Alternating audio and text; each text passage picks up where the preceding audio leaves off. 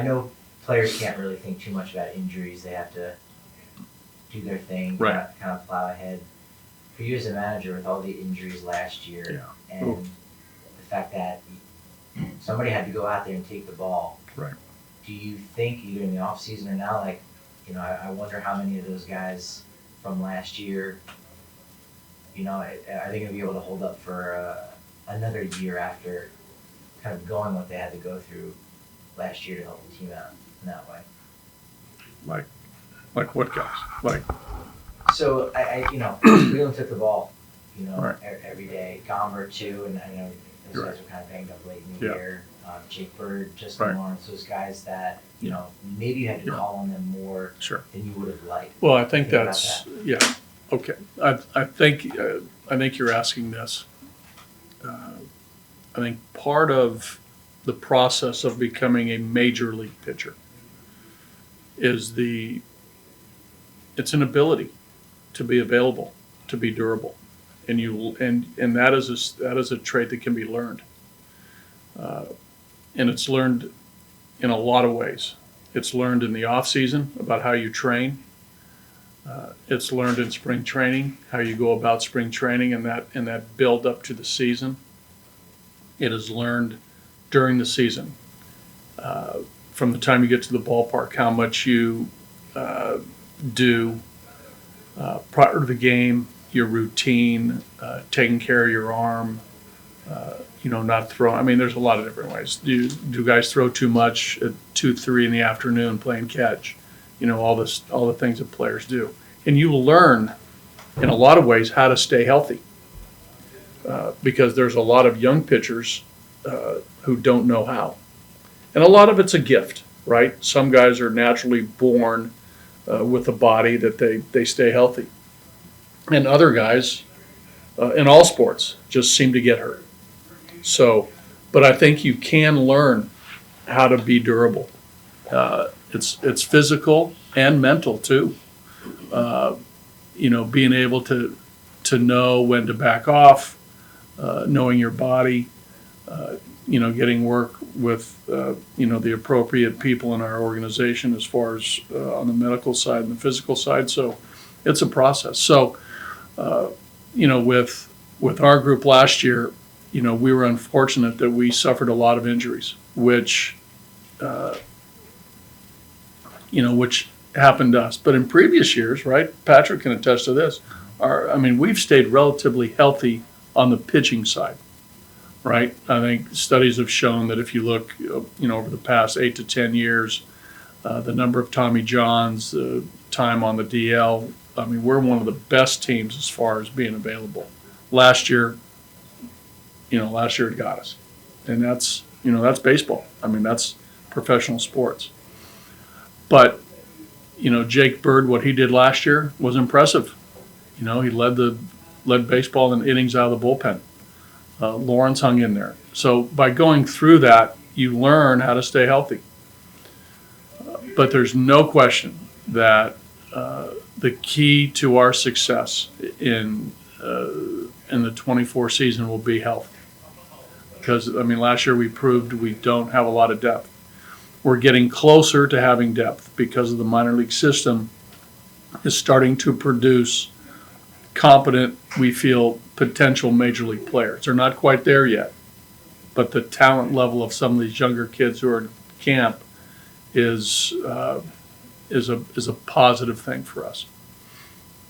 Hey, buddy. Does that answer it? Yeah, absolutely. Yeah. One of the guys I'm really intrigued to see this camp, and I imagine you guys are too, is Sean Bouchard. Speaking of Right. injury, of course, we know what Sure. happened last year. But in the short time he's been able to get on the field, his numbers, at least, have been pretty productive. Yes. So can you take me through your thoughts on Sean as camp cranks Yeah. up for him and the upside and what you'd like Yeah. to see? Well, let's go back a year ago. He was projected to make the team, right? Just based on the sample size of at bats in 22. I was 100-ish. But what he did in the minor leagues as far as the what we would call a very quality and productive minor league at bat we thought would translate, and it did in 100 at bats, right? I mean, the on base percentage, just the eye tests of swinging at strikes, taking balls, controlling the strike zone was in place, which he had shown in the minors. So going into last year, with the group that we had in spring training, he projected to make the team. He got injured. We went out and acquired Profar. But if Bouchard was healthy, we probably would have not signed Profar, and we would have given Sean a legit chance to play. This year, the same, right? He projects to play, projects to make the team, based on what he did last year. And, there was some injury history a little bit in the minor leagues as well. So, Sean's challenge is to stay on the field. When he's on the field, we think he's going to produce. If he plays primarily, I would imagine right field would be one of the places he'd play. You play right, he'll play left. Jones projects to play every day, Right. but in the event that Jones, you're right. He's Sean's a corner outfielder. But I haven't really seen enough of him, my vantage point, Right. in the field, it's hard Right. to rate fielding Right. as opposed to hitting. Right. What do you see He's him as we project him to be a solid average outfielder. I think the reads and jumps are fine. The arm strength's fine. We need him to be able to make, the average major league play that an outfielder should make. And at the plate, we all know that your strikeout rate as a team was too high last year. No doubt. But Sean has shown, in my understanding, in this big league, he's a pretty disciplined hitter. Yes. Is that fair to say? That's fair. That's way more than fair to say. And that's a plus for him. And that's a big plus for him because he brings a dynamic offensively that, only a couple of our guys have. Bryant, on-base component, 100 points above career, right? Bryant, career, 280 hitter, 380 on base. Charlie, his numbers were good last year as far as strikeout rate and walk rate. Bouchard, same thing. Walk rate high, strikeout rate down. The more guys you have like that, the better offensive club you have. And that's where a number of our players, especially a lot of our younger players, that's the challenge and that's the messaging that you're going to hear a lot. Probably from them as well as us, Sure. because they know where they have to improve, right? You look at the number of guys and look at that gap, that big gap between strikeout rate and walk rate. Too many of our younger players, it's a large gap, and we as a group, and especially those guys, they have to close that gap. And one more on Sean. He has some pop too, right? Yeah, he showed that last year, right? 4 homers in a week. Now, this is a good week. He was named National League Player of the Week last week of the season. So, and there's a homer in there. But I think more than anything, I think there's an on-base component and there's an approach that should play in the big leagues if he continues to do what he's done, and that's his challenge. I think Molina threw on Saturday for the first time, right? He threw in the lab in our new lab, and he threw again Saturday, yes, and he's due up again probably tomorrow. I like the arm. I think it's when he gets into camp and he gets going and he builds his arm strength. I think you're going to see we should see a mid-90s fastball with a really good feel for a change and a developing breaking ball. The breaking ball needs to come on, but he's 22 years old. But the arm strength. The feel for a changeup, and 22 with, I think there's room physically to grow a little bit and get a little stronger. There might add a mile. We'll see. But, he's, there's a poise component, from, just our scouting reports and doing our research on him. that he's a mature 22. But again, back to the young guy you talked about, the walk rate, strikeout rate. Michael Tolia is one of those guys Yep. he's in that. Yep. I talked to him this morning. Montero, Tovar, Doyle. For sure. I asked Tolia the question I asked you yesterday about would he ever abandon being a switch hitter? And he said, no way. I'm Right. always going to be a switch hitter. Yeah, right. I know he played some winter ball down in Puerto Right. Rico, I think. Mexico, with Vinny. Oh, that's right. He played for Vinny. Oh, I'm sorry. It was Veen who went to Puerto Rico. Yeah. That's right. Okay. Veen went to Puerto Rico for That's right. less than 30 at-bats, just I think to mentally that risk. mentally in his mind get the mindset that he's healthy and ready to go. But for Tolia, he told me the key that he still wants to be a very aggressive hitter, fire when he's ready to. Fine. Can he be that and still accomplish what you want these Yeah. young guys to accomplish? Yeah. Can you take Sure. me through that? Yeah. I think any hitter who produces over the long term is an aggressive hitter. You know, their intent is to hit from pitch one. Now, you know, none of us are in any player's heads, and you know we're still getting to know Michael to a certain extent, and I like that what he said. Now the proof will be in the pudding if that goes into play. The key to this though, and you talk to hitting coaches, managers, anybody who's in the game. It's fine to swing at the first pitch. Be aggressive, right? To Michael's statement. But it's got to be a good pitch to hit. Right. That's the crux of it.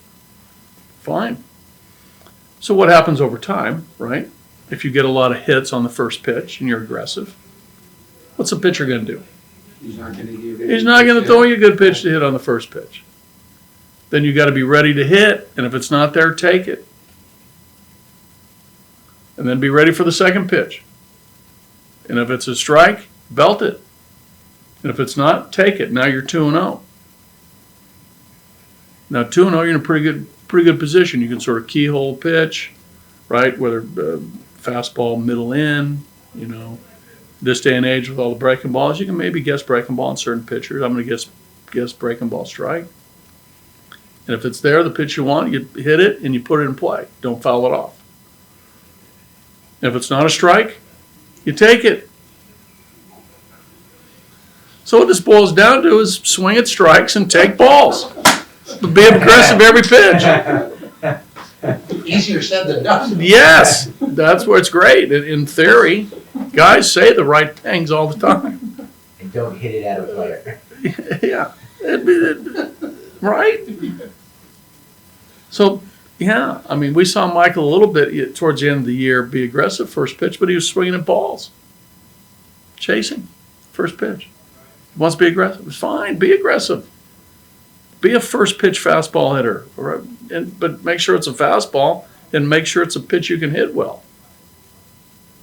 So that's fine. I love that philosophy. We all, as coaches, we all love that. So next step. And as a pitcher, if you know a guy's a first pitch fastball hitter, all right, throw him a fastball, but throw him a fastball that's like, sort of like tough to hit. And if he takes it, then you go, oh man, I thought you were supposed to swing at that pitch. You're a first ball fastball hitter. That's why we play. So for him, he's got to prove he can do it at the big league. Yes. That's He's got to prove he can do it at the major leagues. because at minors he's shown some. Minors, he's shown some things, right? He's shown some on base. The average. He's shown some power. The average has been 240, 250-ish, which is you'd like to see a little bit more in the minors from a guy, but we've seen players elevate to the level that they're playing at. Right. Is with Bouchard and going back to like with Tolia, do you almost want to have him in the lineup as a reward for like his style rather than rewarding for results, to remind those guys like Tolia about having that right approach. That Well, you need results. Yeah. This is a performance game. So all the the Bouchard, Montero, Tolia, Doyle. I mean, there's performance dictates a lot. Okay. Yeah. All right, Great. with the way we saw how much speed could be a weapon last year with stolen bases and Right. stuff, is that something you want to see more? Yeah, we're gonna push that a little bit with more of our guys. The roster transitioned midway through the season, right? With Jones and Doyle, especially coming up, and you saw Doyle run, you saw Jones run, so that should be more in play. But again, it's you can have that mindset, and I think we're going to have it. But again, each game's unique. Each game tells you what you can or cannot do based on the pitcher-catcher combination and all those things. But yeah, on balance, you will see more stolen base attempts, more stolen bases just based on our roster. Did it concern you that 85% of the stolen bases came from 3 people? Yeah. Yeah. But that's, there's, when it'd be great to have 9 guys with speed and power and average. You know what that is? That's like I don't know about the 27 Yankees. Or the 75 Reds. Or the 85 Cardinals? Well, no, they had no power, but they had speed. You want to have balance, because that balance is what really puts a lot of pressure on the defense, on the pitcher, and the defense. If you have a bunch of guys who can just run, you get them out, let them with singles, and then the game the score of the game dictates some things too, and your catcher pitcher combination as far as time to the plate and all those. That's called baseball. It's called strategy, but Does a lot of it's Tovar roster. have some steals in I him? think Tovar will have more steals in him this year. Is he a burner? No, but he can steal bases.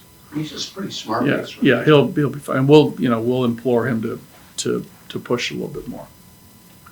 But he was the first month just trying to establish himself, get his feet on the ground, and then we saw 1st of May you saw him really take off and be a much more confident and comfortable player. But again, the score dictates a lot. If you're behind, right, and you put the steal on, you get thrown out, it's not good, right? So, you can be aggressive when you can be. And there are times when, you got to push a little bit to set the tone. Okay, great. I forget exactly what year it was, but the first time I saw Justin Lawrence and his unique delivery, I remember you telling us, keep an eye on this guy, because he's got stuff Right. once he harnesses it. Yeah. He's not complete to where he wants to be. Right. But what have you seen from him from that first time you really started to watch him to where he is Yeah, now? I think two main things. On the, just on the fundamental side, his stuff, right? He has tightened it up, right? By that I mean he's getting the ball more consistently in the strike zone with, 2 pitches that have tremendous movement, and that's difficult when you have that much movement on the fastball and that much of a break on his breaking ball, and you throw that hard and your hand is moving that fast to create the velocity, and it's moving that fast and you have to create a hand position and pressure to spin the ball. That's difficult to harness, but he's come a long way in harnessing that to the point where, it's truly major league caliber stuff and potentially leading to performance. Because it's one thing to have great stuff and just be erratic, and you'll never succeed because you're not throwing enough strikes and it's way too variable. But he's corralled it. And secondly, his poise and his maturity from the first time I saw him. Him, in essence, growing up to the point where his perspective, his mindset, where he is mentally, is all, again, major league quality. You mentioned to me that when you first came up, he basically was every pitch, max effort, he just tried to throw the hell out of the ball. Right. And he still throws hard, clearly. Sure. But he's learned that he doesn't have to try to throw it by everybody every pitch. That's what we talked about yesterday, right? It's the common flaw of a lot of pitchers, the over effort. Most pitchers naturally will throw the ball as hard with a competition type effort as if they try to really overthrow and try to do too much with their velocity, and at times they're breakable. That doesn't work. So he's found that comfort level of effort to be able to maximize his pitch potential. What do you think he learned? He was lights out the first half of last season. He Right. struggled a little late, and then you lifted him from the ninth inning Right. ball for a while. What do you think he learned from the struggles? Anything that you can point out? For me, I think it's just how you handle it mentally, and there's some pitching principles in there too that I hope he learned. Right, the importance of first pitch strikes, the importance of getting that first out, all the things that lead to a successful back end of the game reliever when your team has the lead or the game's tied, where to not put yourself in peril too much. By that I mean behind in the count. You can't live like that late in the game. Walk rate. You can't walk guys late in the game at a consistent rate. That will come back to bite you over time. So all those, true pitching principles, I believe he learned. And again, I think the more so than anything, when it gets hot at the end, your heartbeat rises, right? Your heartbeat rises. The emotion of a late inning game, whether it's at home in front of a big crowd, whether it's in New York, Philadelphia, in a hostile environment, to be able to have your heartbeat where you don't vibrate. And I think you learn that. Awesome. Thank you. Injury updates on anyone? Everybody good.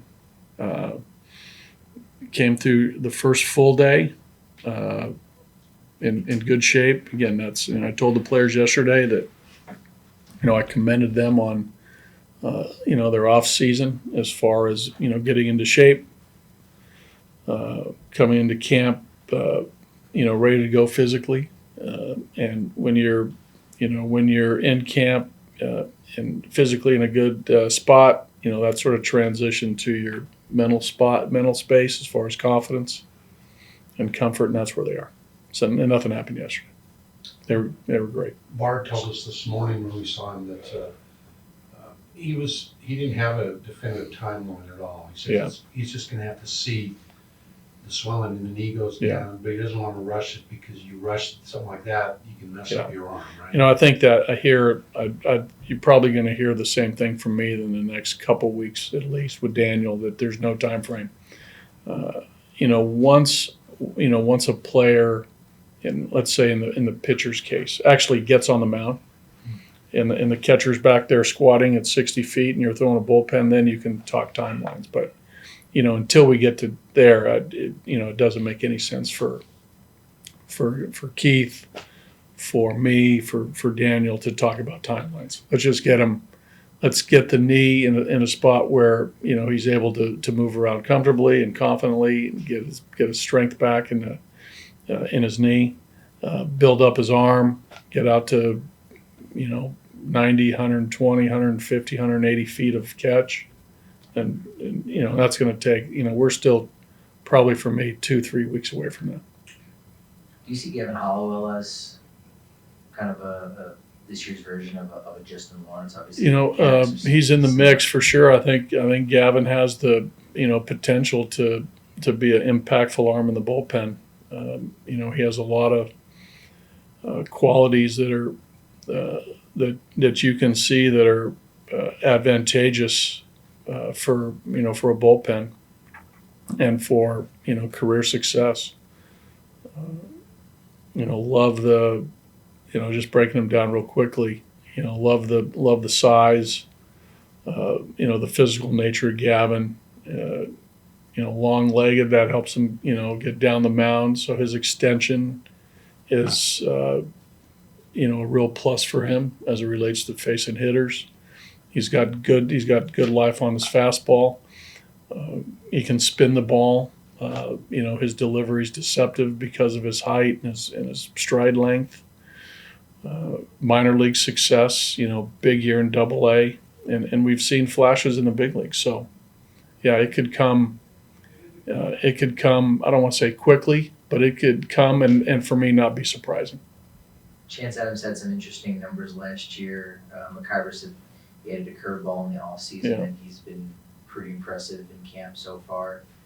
You know, it's kind of match that.